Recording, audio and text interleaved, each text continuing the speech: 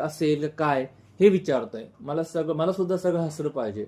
उलट तुम्ही सायलीच्या आईला जे लागलं ना त्याची पण ट्रीटमेंट करतो, त्यांना विचारतो काय लागलं काय नाही. अस्मिता पण खुश होते, वा वा आता तुला आठवलं की तू डॉक्टर आहेस, नाही तर आम्हाला आतापर्यंत बाहेरच्या डॉक्टरची मदत घ्यायला लागत होती.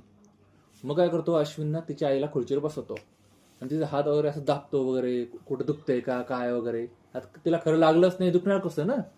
पण सायलीचे बाबा दुखतंय दुखतंय असं करत असतो, म्हणजे तिला आठवण करून येतो की दुखतंय असं म्हण, आणि ती म्हणते हा हा थोडं दुखतंय दुखतंय.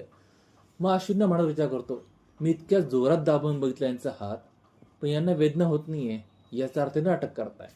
मग तो म्हणतो विमलताई एक काम कर बरं, ती कात्री आणून दे बरं मला. मग विमल कात्री आणून देते आणि तो चक्क तिचं प्लास्टर फाडतो.